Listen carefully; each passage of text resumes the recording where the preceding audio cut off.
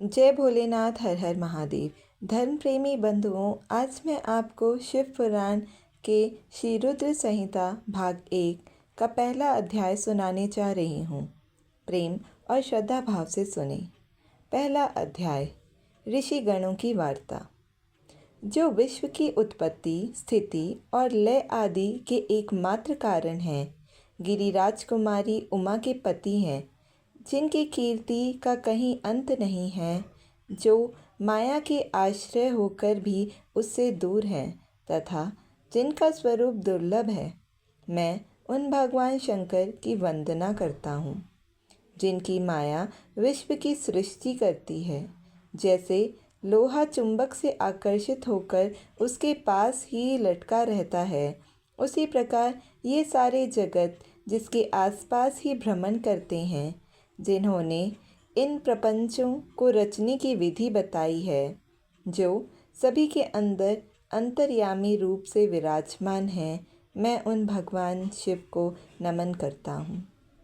ऋषि बोले, हे सूत जी, अब आप हमसे भगवान शिव व पार्वती के परम उत्तम व दिव्य स्वरूप का वर्णन कीजिए।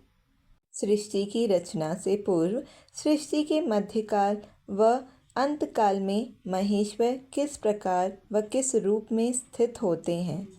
सभी लोगों का कल्याण करने वाले भगवान शिव कैसे प्रसन्न होते हैं तथा प्रसन्न होने पर अपने भक्तों को कौन कौन से उत्तम फल देते हैं?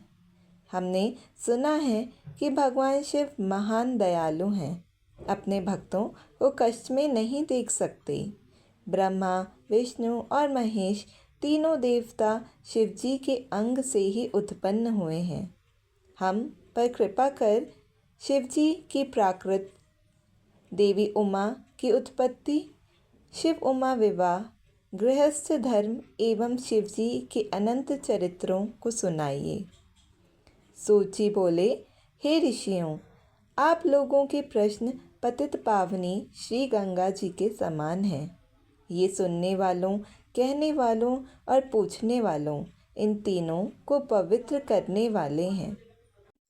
आपकी इस कथा को सुनने की आंतरिक इच्छा है, इसलिए आप धन्यवाद के पात्र हैं। ब्राह्मणों, भगवान शंकर का रूप साधु, राजसी और तामसी तीनों प्रकृति के मनुष्य को सदा आनंद प्रदान करने वाला है।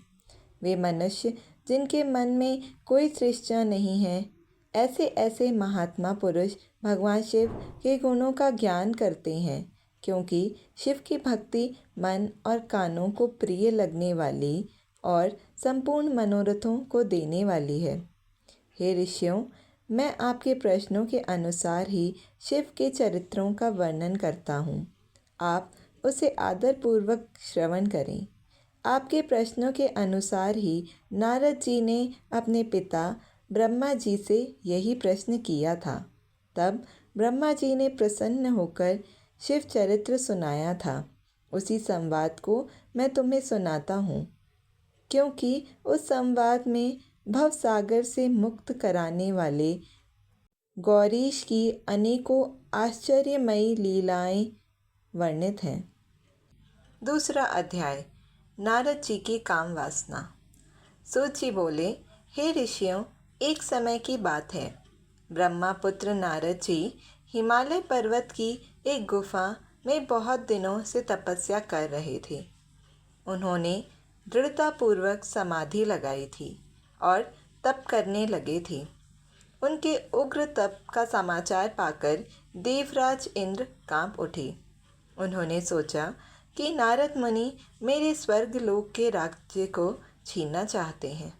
यह ख्याल आते ही इंद्र ने उनकी तपस्या में विघ्न डालने की कोशिश की। उन्होंने कामदेव को बुलाया और कहने लगे, हे कामदेव, तुम मेरे परम मित्र एवं हितैषी हो। नारद हिमालय पर्वत की गुफा में बैठकर तपस्या कर रहा है। कहीं ऐसा ना हो कि वह वरदान में ब्रह्मा जी से मेरा स्वर्ग का राज्य ही मांग बैठे। अतः तुम वहां जाकर उसका तप भंग कर दो। यह आज्ञा पाकर कामदेव वसंत को साथ ले बड़े गर्व से उस स्थान पर गए और अपनी सारी कलाएं रच डालीं।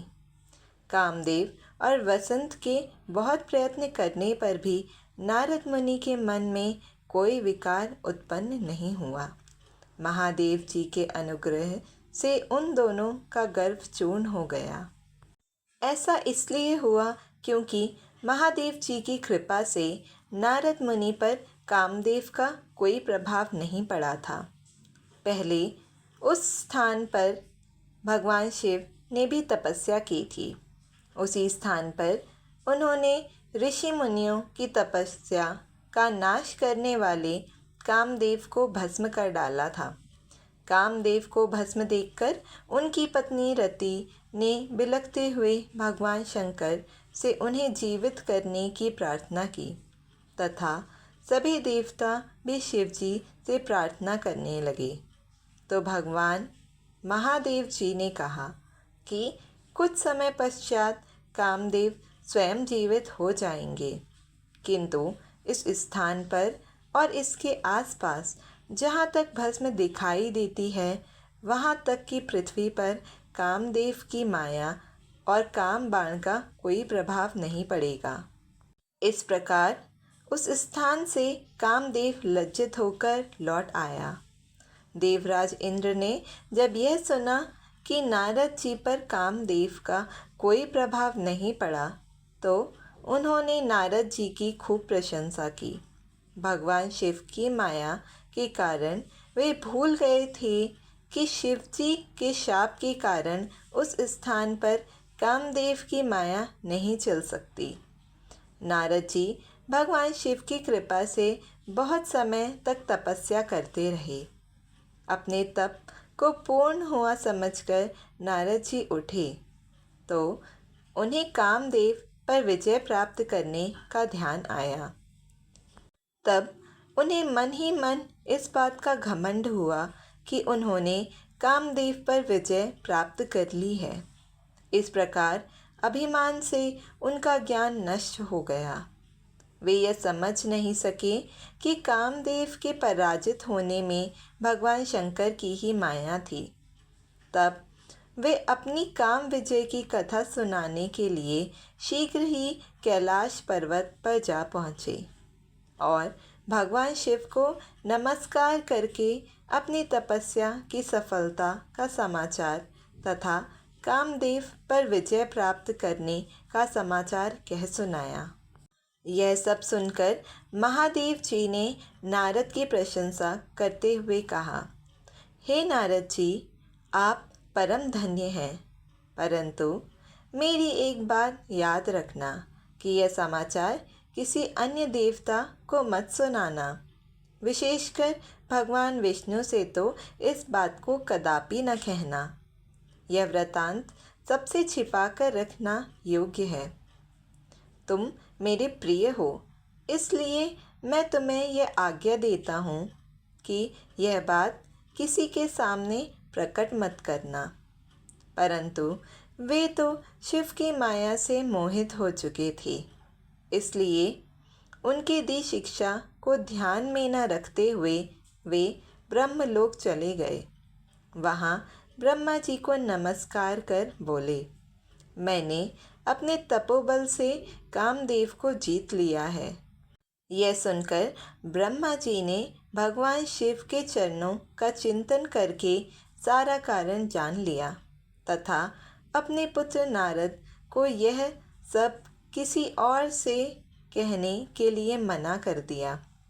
नारद के मन में अभिमान के अंकुर उत्पन्न हो गए थे, जिसके फलस्वरूप उनकी बुद्धि नष्ट हो गई थी। वे तो तुरंत विष्णु लोक पहुंचकर भगवान विष्णु को यह सारा किस्सा सुनाना चाहते थे। अतः शीघ्र ही वे ब्रह्मलोक से चल दिए। नारद मुनि को आते देखकर भगवान विष्णु सिंहासन से उठ खड़े हुए। उन्होंने नारद को गले लगा लिया और आदर सहित आसन पर बैठाया। भगवान शिव के चरणों का स्मरण करके भगवान विष्णु ने नारद जी से पूछा, नारद जी, आप कहाँ से आ रहे हैं? और इस श्लोक में आपका शुभागमन किस लिए हुआ है। यह सुनकर नारद जी ने अहंकार सहित अपने तप के पूर्ण होने एवं कामदेव पर विजय प्राप्त करने का समस्त हाल उन्हें कह सुनाया। भगवान विष्णु काम के विजय के असली कारण को समझ चुके थे। वे नारद जी से बोले, हे नारद जी, आपकी कीर्ति एवं निर्मल बुद्धि धन्य है। काम, क्रोध एवं लोभ मोह उन मनुष्यों को पीड़ित करते हैं जो भक्तिहीन हैं।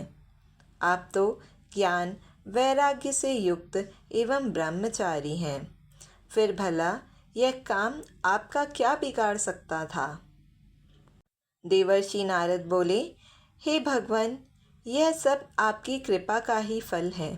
आपकी कृपा के आगे कामदेव की क्या सामर्थ जो मेरा कुछ बिगाड़ सके। मैं तो सदा ही निर्भय हूँ। इतना कहकर नारद जी विष्णु भगवान को नमस्कार कर वहाँ से चल दिए।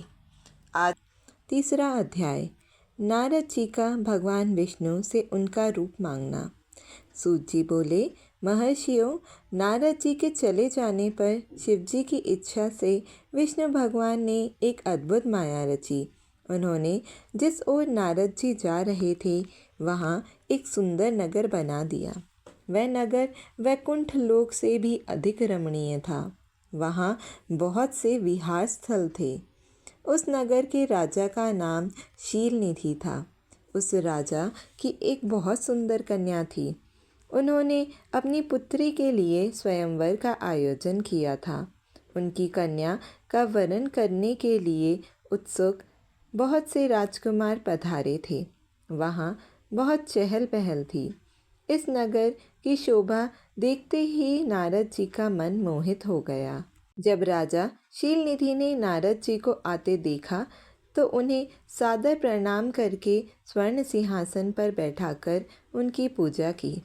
फिर अपनी देव सुंदरी कन्या को बुलाया, जिसने महर्षि के चरणों में प्रणाम किया। नारद जी से उसका परिचय कराते हुए शीलनिधि ने निवेदन किया, महर्षि, यह मेरी पुत्री श्रीमती है। इसके स्वयंवर का आयोजन किया गया है। इस कन्या के गुण दोषों को बताने की कृपा कीजिए। राजा के ऐसे वचन सुनकर नारद जी बोले, राजन, आपकी कन्या साक्षात लक्ष्मी है। इसका भावी पति भगवान शिव के समान वैभवशाली, त्रिलोकजयी, वीर तथा कामदेव को भी जीतने वाला होगा। ऐसा कहकर नारद मुनि वहाँ से चल दिए। शिव की माया के कारण वे काम के वशीभूत हो सोचने लगे कि राजकुमारी को कैसे प्राप्त करूं। स्वयंवर में आए सुंदर एवं वैभवशाली राजाओं को छोड़कर भला यह मेरा वरण कैसे करेगी। वे सोचने लगे कि नारियों को सौंदर्य बहुत प्रिय होता है। सौंदर्य को देखकर ही श्रीमती मेरा वरण कर सकती है। ऐसा विचार कर नारद जी फिर विष्णु लोक में जा पहुँचे और उन्हें राजा शीलनिधि की कन्या के स्वयंवर के बारे में बताया तथा उस कन्या के साथ विवाह करने की इच्छा व्यक्त की। उन्होंने भगवान विष्णु से प्रार्थना की कि वे अपना रूप उन्हें प्रदान करें ताकि श्रीमती उन्हें ही वरे। सूत जी कहते हैं, महर्षियों, नारद मुनि की ऐसी बात सुनकर भगवान मधुसूदन हंस पड़े और भगवान शंकर के प्रभाव का अनुभव करके उन्होंने इस प्रकार उत्तर दिया। भगवान विष्णु बोले, हे नारद, वहाँ आप अवश्य जाइए।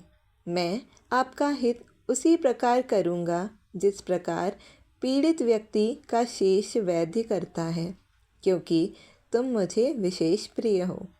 ऐसा कहकर भगवान विष्णु ने नारद मुनि को वानर का मुख तथा शेष अंगों को अपना मनोहर रूप प्रदान कर दिया। तब नारद जी अत्यंत प्रसन्न होते हुए अपने को परम सुंदर समझकर शीघ्र ही स्वयंवर में आ गए और उस राजसभा में जाकर बैठ गए। उस सभा में रुद्रगण ब्राह्मण के रूप में बैठे हुए थे।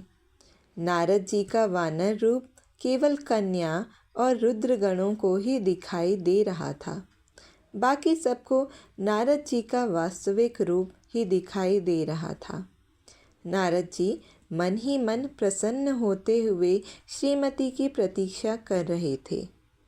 हे ऋषियों, वह कन्या हाथ में जयमाला लिए अपनी सखियों के साथ स्वयंवर में आई। उसके हाथों में सोने की सुंदर माला थी। वह शुभ लक्षणा राजकुमारी लक्ष्मी के समान अपूर्ण शोभा पा रही थी।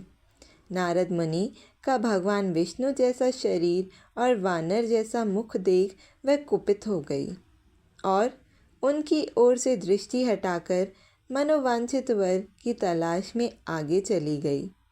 सभा में अपने मनपसंद वर को ना पाकर वह उदास हो गई। उसने किसी के भी गले में वरमाला नहीं डाली। तभी भगवान विष्णु राजा की वेशभूषा धारण कर वहां आ पहुँचे। विष्णु जी को देखते ही उस परम सुंदरी ने उनके गले में वरमाला डाल दी। विष्णु जी राजकुमारी को साथ लेकर तुरंत अपने लोक को चले गए। यह देखकर नारद जी विचलित हो गए। तब ब्राह्मणों के रूप में उपस्थित रुद्रगणों ने नारद जी से कहा, हे नारद जी, आप व्यर्थ ही काम के मोहित हो सौंदर्य के बल से राजकुमारी को पाना चाहते हैं। पहले ज़रा अपना वानर के समान मुख तो देख लीजिए। सूत जी बोले। यह वचन सुनकर नारद जी को बड़ा आश्चर्य हुआ। उन्होंने दर्पण में अपना मुंह देखा। वानर के समान मुख को देखकर वे अत्यंत क्रोधित हो उठे तथा दोनों रुद्रगणों को शाप देते हुए बोले, तुमने एक ब्राह्मण का मजाक उड़ाया है, अतः तुम ब्राह्मण कुल में पैदा होकर भी राक्षस बन जाओ। यह सुनकर वे शिवगण कुछ नहीं बोले, बल्कि इसे भगवान शिव की इच्छा मानते हुए उदासीन भाव से अपने स्थान को चले गए और भगवान शिव की स्तुति करने लगे। चौथा अध्याय, नारद जी का भगवान विष्णु को शाप देना। ऋषि बोले, हे सूत जी, रुद्रगणों के चले जाने पर नारद जी ने क्या किया और वे कहाँ गए, इस सब के बारे में भी हमें बताइए। सूत जी बोले, हे ऋषियों, माया से मोहित नारद जी उन दोनों शिवगणों को शाप देकर भी मोहवश कुछ जान न सके। तत्पश्चात क्रोधित होते हुए वे तालाब के पास पहुँचे और वहाँ जल में पुनः अपनी परछाई देखी तो उन्हें फिर वानर जैसी आकृति दिखाई दी। उसे देखकर नारद जी और अधिक क्रोधित हो गए। वे सीधे विष्णु लोक की ओर चल दिए। वहाँ पहुँचकर भगवान विष्णु से बोले, हे हरि, तुम बड़े दुष्ट हो। अपने कपट से विश्व को मोहने वाले तुम दूसरों को सुखी होता नहीं देख सकते। तभी तो तुमने सागर मंथन के समय मोहिनी का रूप धारण कर दैत्यों से अमृत का कलश छीन लिया था और उन्हें अमृत की जगह मदिरा पिलाकर पागल बना दिया था। यदि उस समय भगवान शंकर दया करके विष को न पीते तो तुम्हारा सारा कपट प्रकट हो जाता। तुम्हें कपटपूर्ण चालों को करना अधिक प्रिय है। भगवान महादेव जी ने ब्राह्मणों को सर्वोपरि बताया है। आज तुम्हें मैं ऐसी सीख दूंगा जिससे तुम फिर कभी कहीं भी ऐसा कार्य नहीं कर सकोगे। अब तक तुम्हारा किसी शक्तिशाली मनुष्य से पाला नहीं पड़ा है, इसलिए तुम निडर बने हुए हो, परंतु अब तुम्हें तुम्हारी करनी का पूरा फल मिलेगा। माया मोहित नारद जी क्रोध से खिन्न थे। वे भगवान विष्णु को शाप देते हुए बोले, विष्णु, तुमने श्री के लिए मुझे व्याकुल किया है। तुम सभी को मोह में डालते हो। तुमने राजा का रूप धारण करके मुझे छला था, इसलिए मैं तुम्हें शाप देता हूँ कि तुम्हारे जिस रूप ने कपटपूर्वक मुझे छला है, तुम्हें वही रूप मिले। तुम राजा होगे और इसी तरह स्त्री का वियोग भोगोगे, जिस तरह मैं भोग रहा हूँ।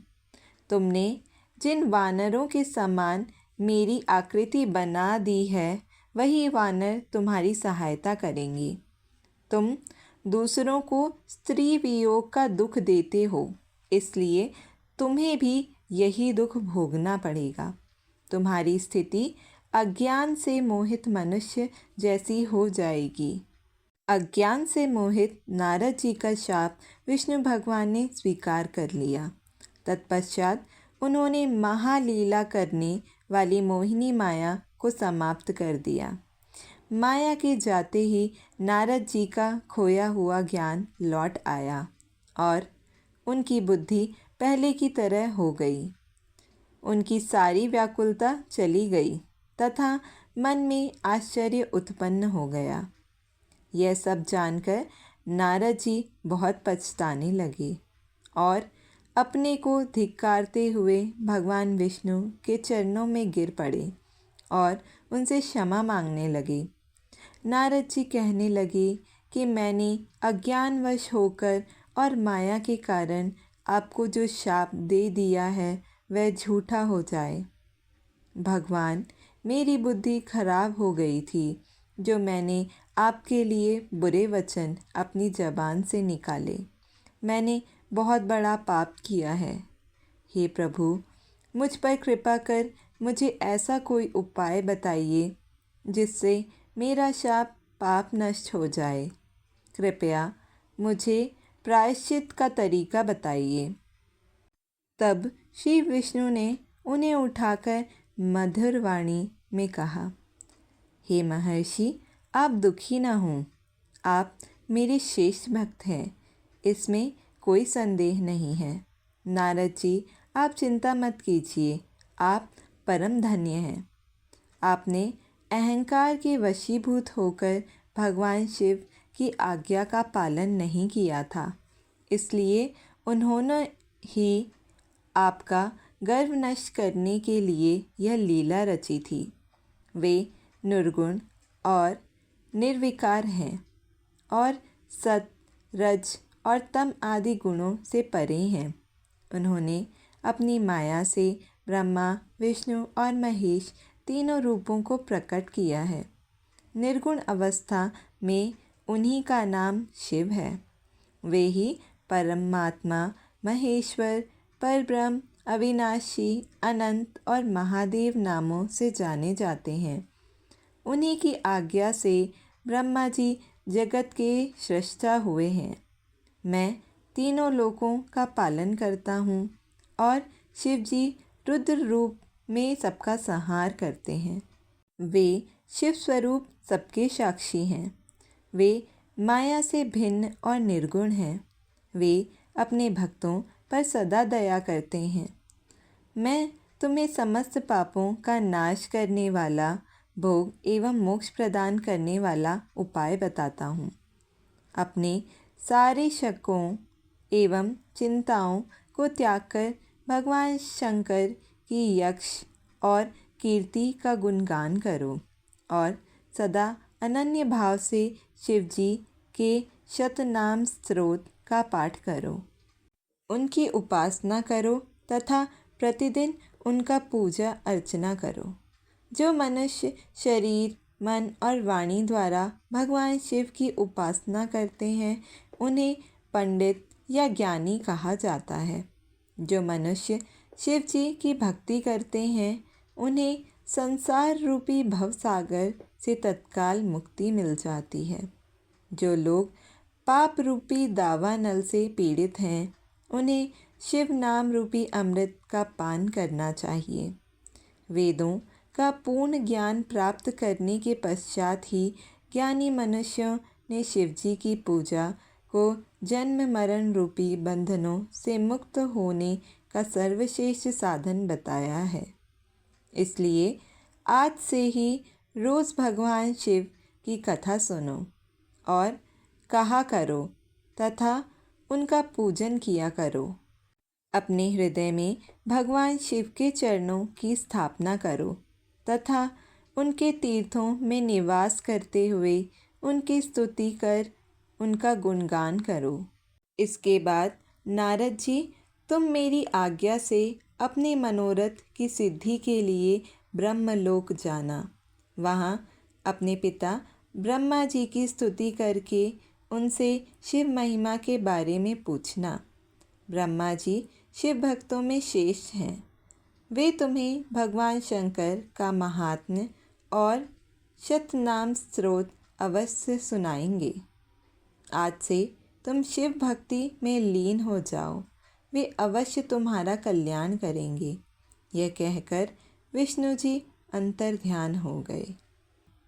5वां अध्याय, नारद जी का शिव तीर्थों में भ्रमण व ब्रह्मा जी से प्रश्न। सूत जी बोले, महर्षियों, भगवान श्री हरि के अंतर ध्यान हो जाने पर मुनि श्रेष्ठ नारद शिवलिंगों का भक्तिपूर्वक दर्शन करने के लिए निकल गए। इस प्रकार भक्ति मुक्ति देने वाले अनेक शिवलिंगों के उन्होंने दर्शन किए। जब उन रुद्रगणों ने नारद जी को वहाँ देखा तो वे दोनों गण अपने शाप की मुक्ति के लिए उनके चरणों पर गिर पड़े और उनसे प्रार्थना करने लगे कि वे उनका उद्धार करें। नारद मुनि, हम आपके अपराधी हैं। राजकुमारी श्रीमती के स्वयंवर में आपका मन माया से मोहित था। उस समय भगवान शिव की प्रेरणा से आपने हमें शाप दे दिया था। अब आप हमारी जीवन रक्षा का उपाय कीजिए। हमने अपने कर्मों का फल भोग लिया है। कृपा कर हम पर प्रसन्न होकर हमें शाप मुक्त कीजिए। नारद जी ने कहा, हे रुद्रगणों, आप महादेव के गण हैं एवं सभी के लिए आदरणीय हैं। उस समय भगवान शिव की इच्छा से मेरी बुद्धि भ्रष्ट हो गई थी, इसलिए मोहवश मैंने आपको शाप दे दिया था। आप लोग मेरे इस अपराध को क्षमा कर दें, परंतु मेरा वचन झूठा नहीं हो सकता, इसलिए मैं आपको श्राप से मुक्ति का उपाय बताता हूँ। मुनीश्वर विश्वा के वीर्य द्वारा तुम एक राक्षसी के गर्भ से जन्म लोगे। समस्त दिशाओं में रावण और कुंभकर्ण के नाम से प्रसिद्धि पाओगे। राक्षस राज का पद प्राप्त करोगे। तुम बलवान व वैभव से युक्त होगे। तुम्हारा प्रताप सभी लोकों में फैलेगा। समस्त ब्रह्मांड के राजा होकर भी भगवान शिव के परम भक्तों में होगे। भगवान शिव के ही दूसरे स्वरूप श्री विष्णु के अवतार के हाथों से मृत्यु पाकर तुम्हारा उद्धार होगा तथा फिर अपने पद पर प्रतिष्ठित हो जाओगे।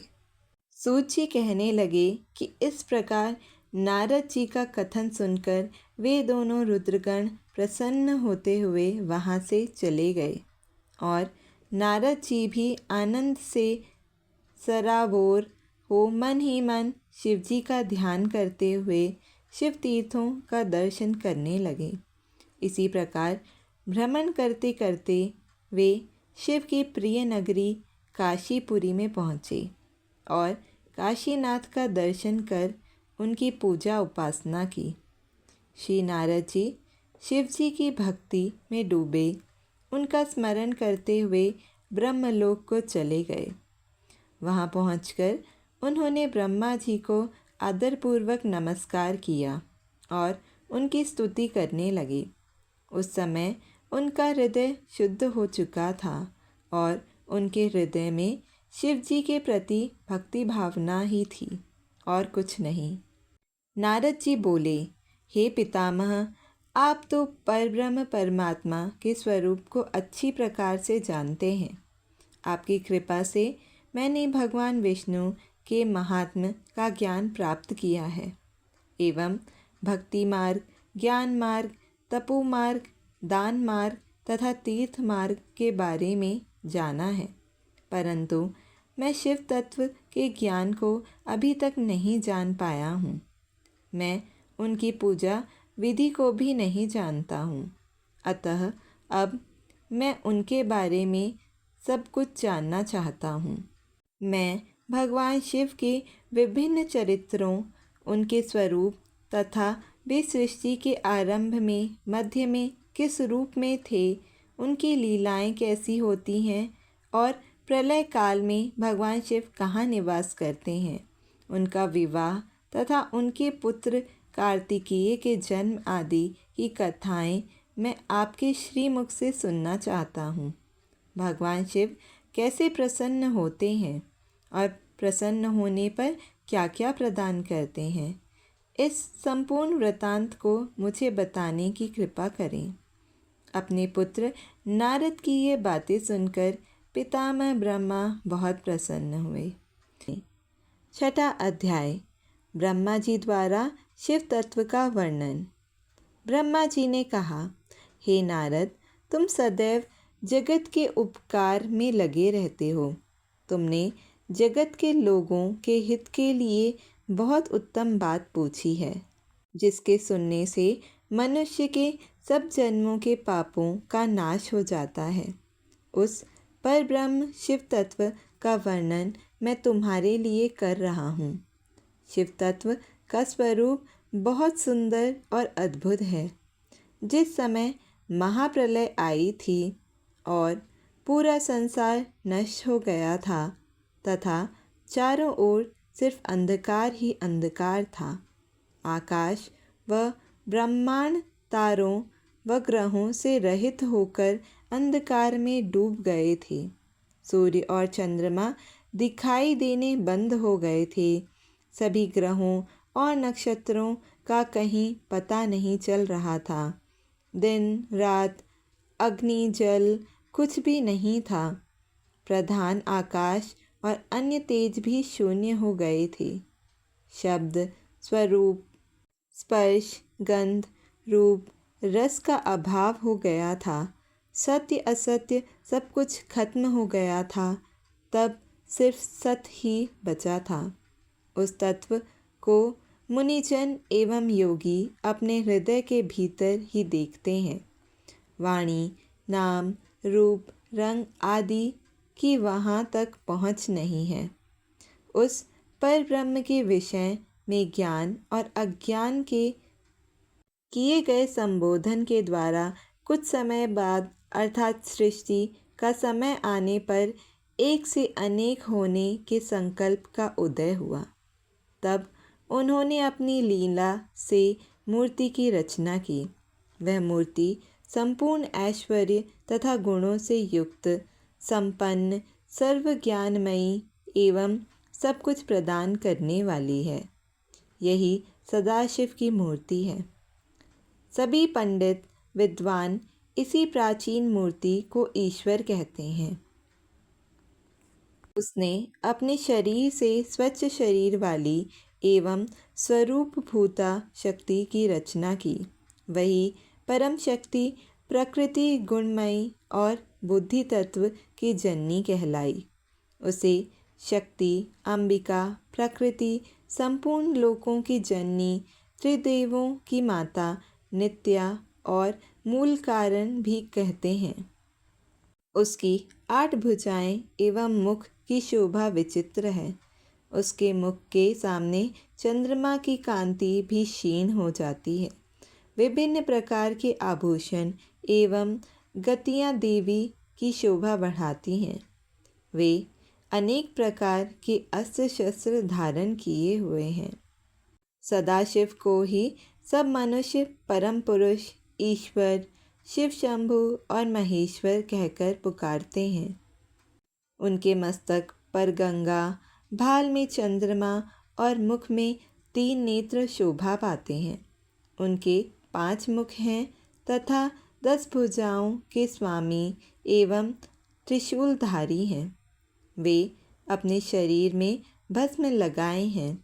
उन्होंने शिवलोक नामक क्षेत्र का निर्माण किया है। यह परम पावन स्थान काशी नाम से जाना जाता है। यह परम मोक्षदायक स्थान है। इस क्षेत्र में परमानंद रूप शिव पार्वती सहित निवास करते हैं। शिव और शिवा ने प्रलय काल में भी उस स्थान को नहीं छोड़ा, इसलिए शिवजी ने इसका नाम आनंदवन रखा है। एक दिन आनंदवन में घूमते समय शिव शिवा के मन में किसी दूसरे पुरुष की रचना करने की इच्छा हुई। तब उन्होंने सोचा कि इसका भार किसी दूसरे व्यक्ति को सौंपकर हम यहीं काशी में विराजमान रहेंगे। ऐसा सोचकर उन्होंने अपने वाम भाग के 10वें अंग पर अमृत मल लिया, जिससे एक सुंदर पुरुष वहाँ प्रकट हुआ, जो शांत और सत्वगुणों से युक्त एवं गंभीरता का अथाह सागर था। उसकी कांति इंद्र नीलमणि के समान श्याम थी। उसका पूरा शरीर दिव्य शोभा से चमक रहा था तथा नेत्र कमल के समान थे। उसने हाथ जोड़कर भगवान शिव और शिवा को प्रणाम किया तथा प्रार्थना की कि मेरा नाम निश्चित कीजिए। यह सुनकर भगवान शिव हंसकर बोले कि सर्वत्र व्यापक होने से तुम्हारा नाम विष्णु होगा। तुम भक्तों को सुख देने वाले होगे। तुम यहीं स्थिर रहकर तप करो, वहीं सभी कार्यों का साधन है। ऐसा कहकर शिवजी ने उन्हें ज्ञान प्रदान किया तथा वहाँ से अंतर ध्यान हो गए। तब विष्णु जी ने 12 वर्ष तक वहाँ दिव्य तप किया। तपस्या के कारण उनके शरीर से अनेक जल धाराएं बहने लगी। उस जल से सारा सोना आकाश व्याप्त हो गया। वह ब्रह्म स्वरूप जल अपने स्पर्श मात्र से पापों का नाश करने वाला था। उस जल में भगवान विष्णु ने स्वयं शयन किया। नार अर्थात जल में निवास करने के कारण ही वे नारायण कहलाए। तभी से उन महात्मा से सब तत्वों की उत्पत्ति हुई। पहले प्रकृति से महान और उससे 3 गुण उत्पन्न हुए तथा उनसे अहंकार उत्पन्न हुआ। उससे शब्द, स्पर्श, रूप, रस और गंध एवं 5 भूत प्रकट हुए। उनसे ज्ञानेंद्रियां एवं कर्मेंद्रियां बनी। उस समय एकाकार 24 तत्व प्रकृति से प्रकट हुए एवं उनको ग्रहण करके परम पुरुष नारायण भगवान शिव जी की इच्छा से जल में सो गए। 7वां अध्याय। विवादग्रस्त ब्रह्मा विष्णु के मध्य अग्निस्तंभ का प्रकट होना। ब्रह्मा जी कहते हैं, हे देवर्षि, जब नारायण जल में शयन करने लगे तब शिव जी की इच्छा से विष्णु जी की नाभि से एक बहुत बड़ा कमल प्रकट हुआ। उसमें असंख्य नाल दंड थे। वह पीले रंग का था और उसकी ऊंचाई भी कई योजन थी।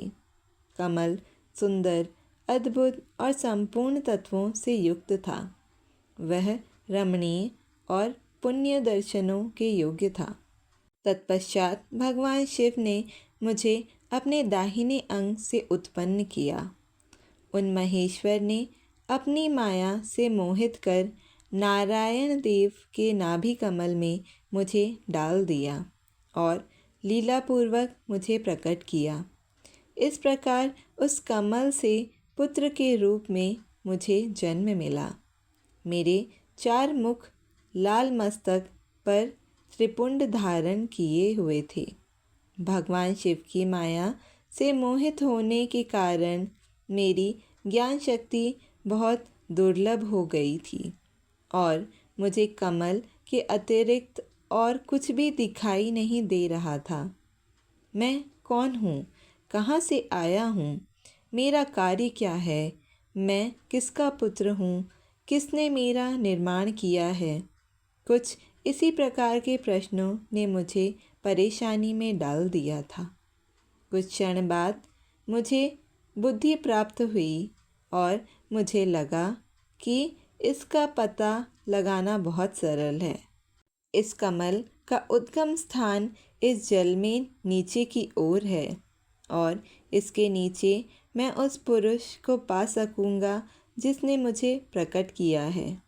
यह सोचकर एक नाल को पकड़कर मैं 100 वर्षों तक नीचे की ओर उतरता रहा, परंतु फिर भी मैंने कमल की जड़ को नहीं पाया। इसलिए मैं पुनः ऊपर की ओर बढ़ने लगा। बहुत ऊपर जाने पर भी कमल कोश को नहीं पा सका। तब मैं और अधिक परेशान हो गया। उसी समय भगवान शिव की इच्छा से मंगलमय आकाशवाणी प्रकट हुई। उस वाणी ने कहा, तपस्या करो। उस आकाशवाणी को सुनकर अपने पिता का दर्शन हेतु मैंने तपस्या करना आरंभ कर दिया और 12 वर्ष तक घोर तपस्या की। तब 4 भुजाधारी सुंदर नेत्रों से सुशोभित भगवान विष्णु प्रकट हुए। उन्होंने हाथों में शंख, चक्र, गदा और पद्म धारण कर रखे थे। उनका शरीर श्याम कांति से सुशोभित था। उनके मस्तक पर मुकुट विराजमान था तथा उन्होंने पीतांबर वस्त्र और बहुत से आभूषण धारण किए हुए थे। वे करोड़ों कामदेवों के समान मनोहर दिखाई दे रहे थे और सांवली व सुनहरी आभा से सुशोभित थे। उन्हें वहाँ देखकर मुझे बहुत हर्ष व आश्चर्य हुआ।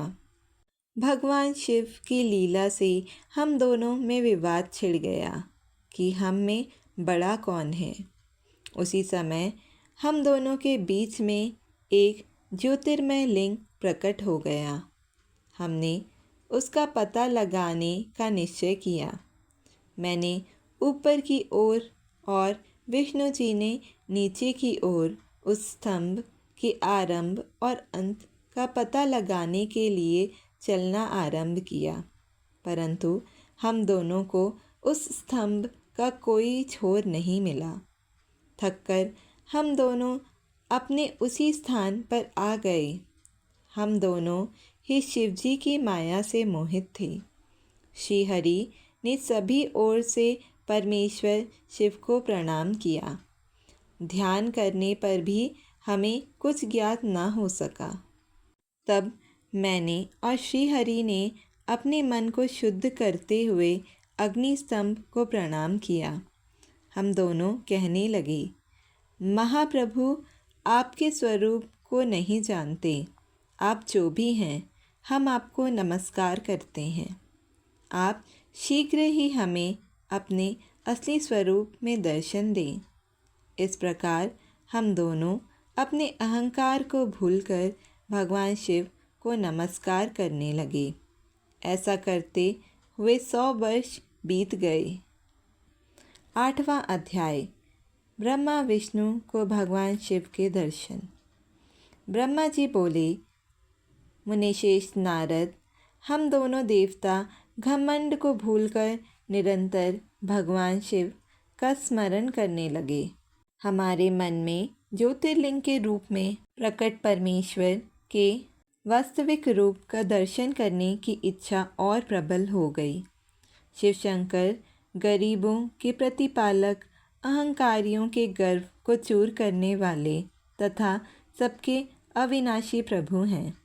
वे हम पर दया करते हुए हमारी उपासना से प्रसन्न हो गए। उस समय वहाँ उन सुरश्रेष्ठ से ओम नाद स्पष्ट रूप से सुनाई देता था। उस नाद के विषय में मैं और विष्णु जी दोनों यही सोच रहे थे कि यह कहाँ से सुनाई पड़ रहा है। उन्होंने लिंग के दक्षिण भाग में सनातन आदिवर्ण आकार का दर्शन किया। उत्तर भाग में उकार का मध्य भाग में मकार का और अंत में ओम नाद का साक्षात दर्शन एवं अनुभव किया। दक्षिण भाग में प्रकट हुए आकार का सूर्यमंडल के समान तेजोमय रूप देखकर जब उन्होंने उत्तर भाग में देखा तो वह अग्नि के समान दीप्तिशाली दिखाई दिया। तत्पश्चात ओम को देखा जो सूर्य और चंद्रमा की भांति स्थित थे, जिनके शुरू एवं अंत का कुछ पता नहीं था तथा सत्य, आनंद और अमृत स्वरूप परब्रह्म परायण ही दृष्टिगोचर हो रहा था। परंतु यह कहाँ से प्रकट हुआ है? इस अग्नि स्तंभ की उत्पत्ति कहाँ से हुई है? यह श्रीहरि सोचने लगे तथा इसकी परीक्षा लेने के संबंध में विचार करने लगे। तब श्रीहरि ने भगवान शिव का चिंतन करते हुए वेद और शब्द के आवेश से युक्त हो अनुपम अग्नि स्तंभ के नीचे जाने का निर्णय लिया। मैं और विष्णु जी विश्वात्मा शिव का चिंतन कर रहे थे। तभी वहाँ एक ऋषि प्रकट हुए। उन्हीं ऋषि के द्वारा परमेश्वर विष्णु ने जाना कि इस शब्द ब्रह्मामय शरीर वाले परम लिंग के रूप में साक्षात परब्रह्म स्वरूप महादेव ही प्रकट हुए हैं।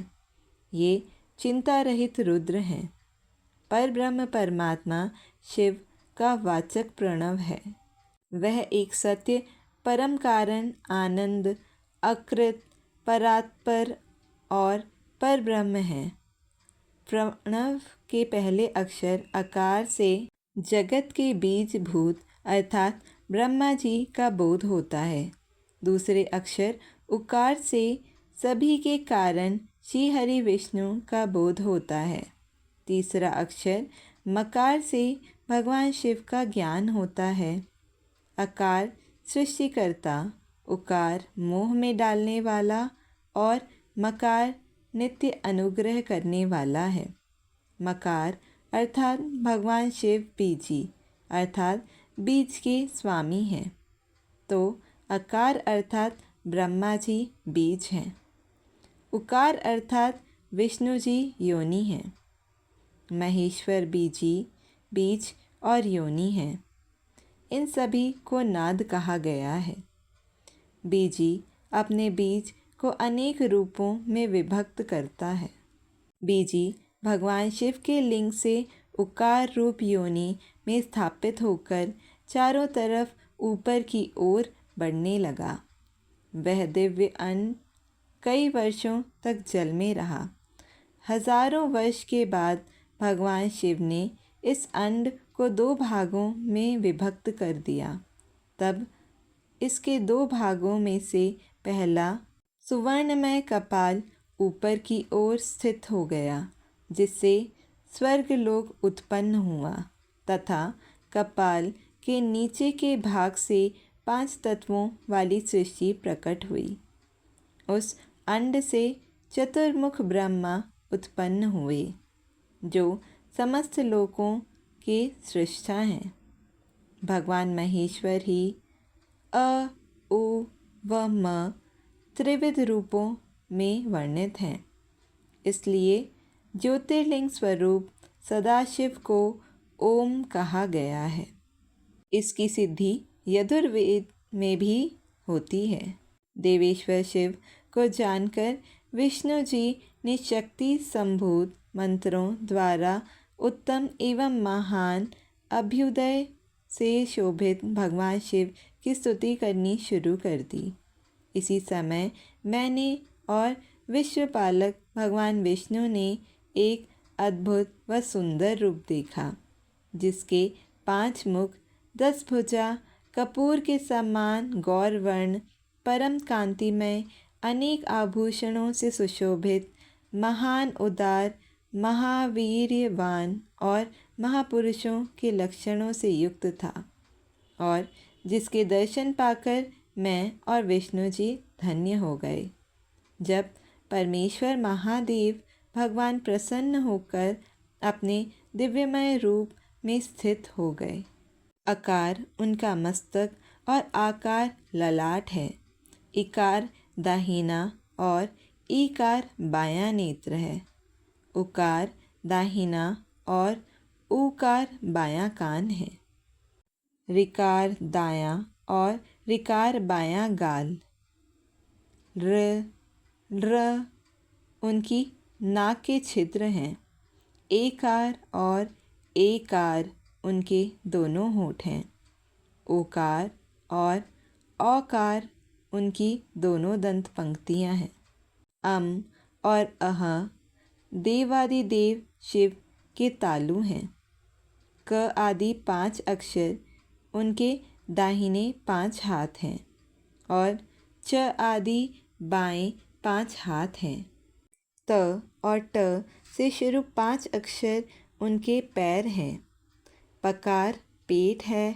फकार दाहिना और बकार बायां पार्श्व भाग है। भकार कंधा। मकार हृदय है। हकार नाभि है। य से स तक के 7 अक्षर 7 धातुएं हैं जिनसे भगवान शिव का शरीर बना है। इस प्रकार भगवान महादेव व भगवती उमा के दर्शन कर हम दोनों कृतार्थ हो गए। हमने उनके चरणों में प्रणाम किया। तब हमें 5 कलाओं से युक्त ओंकार जनित मंत्र का साक्षात्कार हुआ। तत्पश्चात महादेव जी ओम तत्वमसि महावाक्य दृष्टिगोचर हुआ, जो परम उत्तम मंत्र रूप है। इसके बाद धर्म और अर्थ का साधक बुद्धि स्वरूप 24 अक्षरीय गायत्री मंत्र प्रकट हुआ, जो पुरुषार्थ रूपी फल देने वाला है। तत्पश्चात मृत्युंजय मंत्र, फिर पंचाक्षर मंत्र तथा दक्षिणामूर्ति व चिंतामणि का साक्षात्कार हुआ। इन 5 मंत्रों को विष्णु भगवान ने ग्रहण कर जपना आरंभ किया। ईशों के मुकुटमणि ईशान है, जो पुरातत्व पुरुष हैं। हृदय को प्रिय लगने वाले, जिनके चरण सुंदर हैं, जो सांप को आभूषण के रूप में धारण करते हैं, जिनके पैर व नेत्र सभी ओर हैं, जो मुझ ब्रह्मा के अधिपति, कल्याणकारी तथा सृष्टि पालन एवं संहार करने वाले हैं।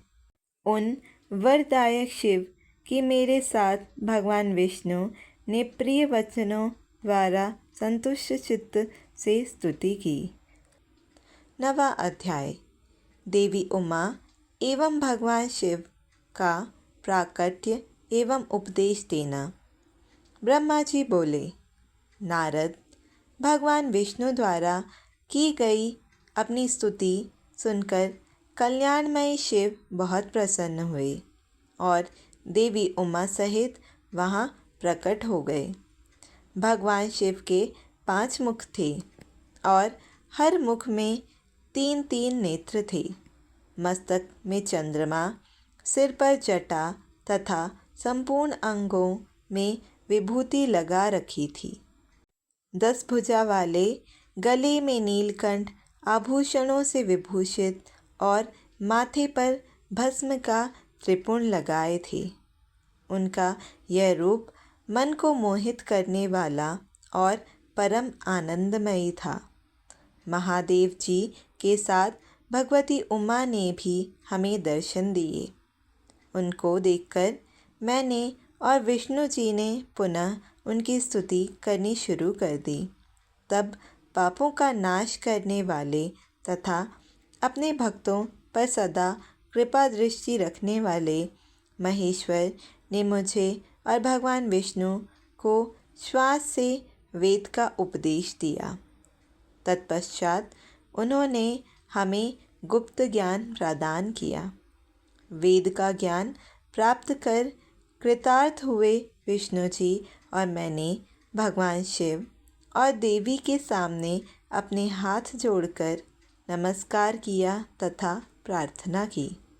विष्णु जी ने पूछा, हे देव, आप किस प्रकार प्रसन्न होते हैं तथा किस प्रकार आपकी पूजा और ध्यान करना चाहिए? कृपया कर हमें इसके बारे में बताएं तथा सदुपदेश देकर धन्य करें। ब्रह्मा जी कहते हैं, नारद, इस प्रकार श्री हरि की यह बात सुनकर अत्यंत प्रसन्न हुए कृपा निधान शिव ने प्रीतिपूर्वक यह बात की। श्री शिव बोले, मैं तुम दोनों की भक्ति से बहुत प्रसन्न हूँ। मेरे इसी रूप का पूजन व चिंतन करना चाहिए। तुम दोनों महाबली हो। मेरे दाएं बाएं अंगों से तुम प्रकट हुए हो। लोकपिता ब्रह्मा मेरे दाहिने पार्श्व से और पालनहार विष्णु मेरे बाएं पार्श्व से प्रकट हुए हो। मैं तुम पर भली भांति प्रसन्न हूँ और तुम्हें मनोवांछित फल देता हूँ। तुम दोनों की भक्ति सुदृढ़ हो। मेरी आज्ञा का पालन करते हुए ब्रह्मा जी आप जगत की रचना करें तथा भक्त विष्णु जी आप इस जगत का पालन करें। भगवान विष्णु बोले, प्रभु, यदि आपके हृदय में हमारी भक्ति से प्रीति उत्पन्न हुई है और आप हम पर प्रसन्न होकर हमें वर देना चाहते हैं, तो हम यही वर मांगते हैं कि हमारे हृदय में सदैव आपकी अनन्य एवं अविचल भक्ति बनी रहे। ब्रह्मा जी बोले, नारद, विष्णु जी की यह बात सुनकर भगवान शंकर प्रसन्न हुए। तब हमने दोनों हाथ जोड़कर उन्हें प्रणाम किया। शिव जी कहते हैं, मैं सृष्टि, पालन और संहार का कर्ता हूँ। मेरा स्वरूप सगुण और निर्गुण है। मैं ही सच्चिदानंद, निर्विकार, परब्रह्म और परमात्मा हूँ। सृष्टि की रचना, रक्षा और प्रलय रूप गुणों के कारण मैं ही ब्रह्मा, विष्णु और रुद्र नाम धारण कर तीनों रूपों में विभक्त हुआ हूँ। मैं भक्तवत्सल हूँ और भक्तों की प्रार्थना को सदैव पूरी करता हूँ। मैं इसी अंश से रुद्र की उत्पत्ति करूँगा। पूजा की विधि विधान की दृष्टि से हम में कोई अंतर नहीं होगा। विष्णु, ब्रह्मा और रुद्र तीनों एक रूप होंगे। इनमें भेद नहीं है। इनमें जो भेद मानेगा वह घोर नरक को भोगेगा। मेरा स्वरूप सनातन है तथा सभी का मूलभूत रूप है। यह सत्य ज्ञान एवं अनंत ब्रह्म है। ऐसा जानकर मेरे यथार्थ स्वरूप का दर्शन करना चाहिए। मैं स्वयं ब्रह्मा जी की भ्रुकुटी से प्रकट हुआऊँगा। ब्रह्मा जी, आप सृष्टि के निर्माता बनो। श्री हरि विष्णु इसका पालन करें तथा मेरे अंश से प्रकट होने वाले रुद्र प्रलय करने वाले हैं। उमा नाम से विख्यात परमेश्वरी प्रकृति देवी है। इन्हीं की शक्ति भूता वाग देवी सरस्वती ब्रह्मा जी की अर्धांगिनी होंगी और दूसरी देवी जो प्रकृति देवी से उत्पन्न होंगी, लक्ष्मी रूप में विष्णु जी की शोभा बढ़ाएंगी तथा काली नाम से जो तीसरी शक्ति उत्पन्न होगी, वह मेरे अंशभूत रुद्रदेव को प्राप्त होंगी। कार्य सिद्धि के लिए वे ज्योति रूप में प्रकट होंगी। उनका कार्य सृष्टि, पालन और संहार का संपादन है। मैं ही सृष्टि, पालन और संहार करने वाले रज आदि तीन गुणों द्वारा ब्रह्मा, विष्णु और रुद्र नाम से प्रसिद्ध हो तीनों रूप में प्रकट होता हूँ। तीनों लोकों का पालन करने वाले श्री हरि अपने भीतर तमोगुण और बाहर सत्वगुण धारण करते हैं। त्रिलोक का संहार करने वाले रुद्रदेव भीतर सत्वगुण और बाहर तमोगुण धारण करते हैं तथा त्रिभुवन की सृष्टि करने वाले ब्रह्मा जी बाहर और भीतर से रजोगुण हैं। इस प्रकार ब्रह्मा, विष्णु तथा रुद्र तीनों देवताओं में गुण हैं जो शिव गुणातीत माने जाते हैं। हे विष्णु, तुम मेरी आज्ञा से सृष्टि का प्रसन्नतापूर्वक पालन करो। ऐसा करने से तुम तीनों लोकों में पूजनीय होगे। 10वां अध्याय। श्री हरि को सृष्टि की रक्षा का भार एवं त्रिदेव को आयुर्बल देना। परमेश्वर शिव बोले, हे उत्तम व्रत का पालन करने वाले विष्णु, तुम सर्वदा सब लोकों में पूजनीय और मान्य होगे। ब्रह्मा जी के द्वारा रचे लोक में कोई दुख या संकट होने पर दुखों और संकटों का नाश करने के लिए तुम सदा तत्पर रहना। तुम अनेकों अवतार ग्रहण कर जीवों का कल्याण कर अपनी कीर्ति का विस्तार करोगे। मैं तुम्हारे कार्यों में तुम्हारी सहायता करूँगा और तुम्हारे शत्रुओं का नाश करूँगा। तुम में और रुद्र में कोई अंतर नहीं है। तुम एक दूसरे के पूरक हो। जो मनुष्य रुद्र का भक्त होकर तुम्हारी निंदा करेगा, उसका पुण्य नष्ट हो जाएगा और उसे नरक भोगना पड़ेगा। मनुष्यों को तुम भोग और मोक्ष प्रदान करने वाले और उनके परम पूज्य देव होकर उनका निग्रह, अनुग्रह आदि करोगे। ऐसा कहकर भगवान शिव ने मेरा हाथ विष्णु जी के हाथ में देकर कहा, तुम संकट के समय सदा इनकी सहायता करना तथा सभी को भोग और मोक्ष प्रदान करना तथा सभी मनुष्यों की कामनाओं को पूरा करना। तुम्हारी शरण में आने वाले मनुष्य को मेरा आश्रय भी मिलेगा तथा हम में भेद करने वाला मनुष्य नरक में जाएगा। ब्रह्मा जी कहते हैं, देवर्षि नारद, भगवान शिव का यह वचन सुनकर मैंने और भगवान विष्णु ने महादेव जी को प्रणाम कर धीरे से कहा, हे करुणानिधि भगवान शंकर, मैं आपकी आज्ञा मानकर सब कार्य करूँगा। मेरा जो भक्त आपकी निंदा करे उसे आप नरक प्रदान करें। आपका भक्त मुझे अत्यंत प्रिय है। महादेव जी बोले, अब ब्रह्मा, विष्णु और रुद्र के आयुर्बल को सुनो। 4000 युग का ब्रह्मा का एक दिन होता है और 4000 युग की एक रात होती है। 30 दिन का एक महीना और 12 महीनों का एक वर्ष होता है। इस प्रकार के वर्ष प्रमाण से ब्रह्मा की 100 वर्ष की आयु होती है और ब्रह्मा का एक वर्ष विष्णु का एक दिन होता है।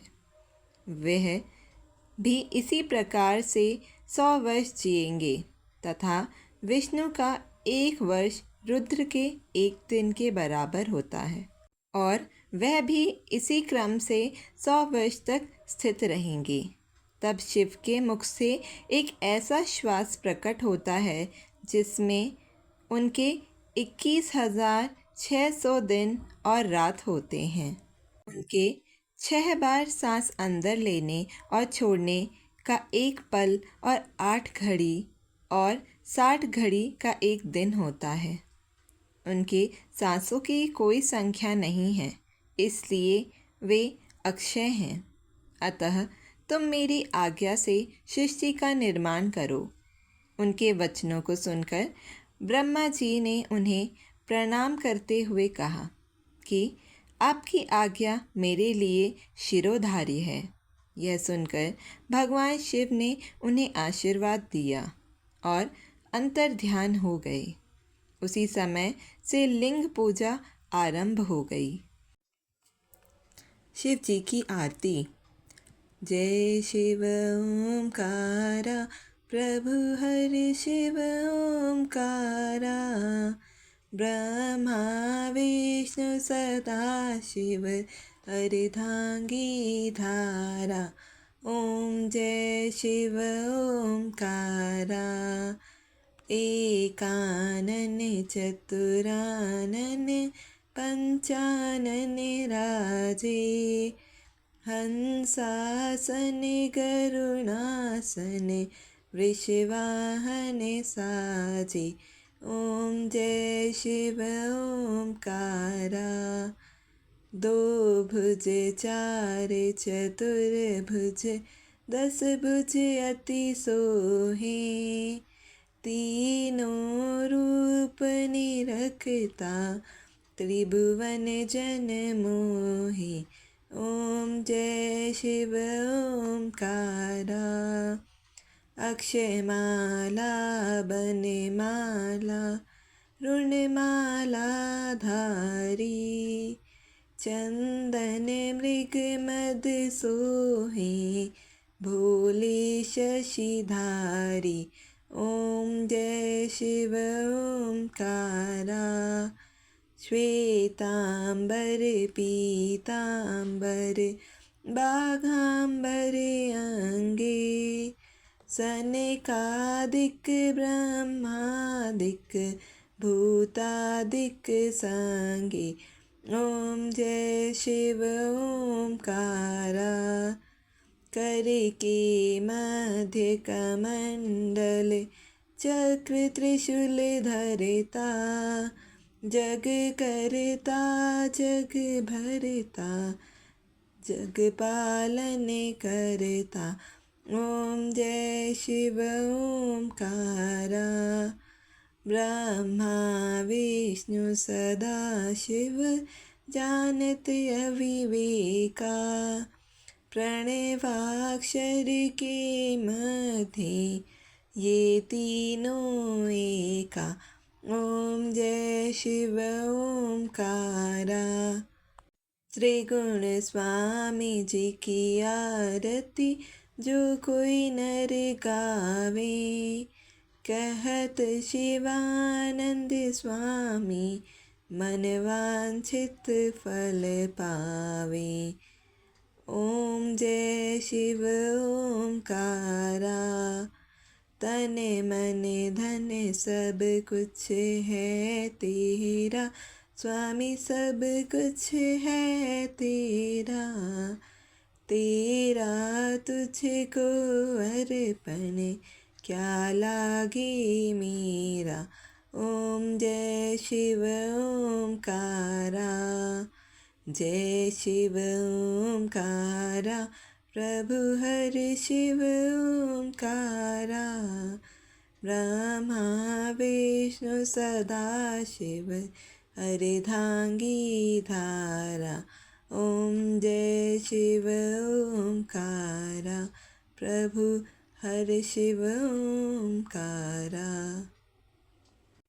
बोलो शंकर भगवान की जय। बोलो उमापति महादेव की जय। हर हर महादेव। हर हर महादेव।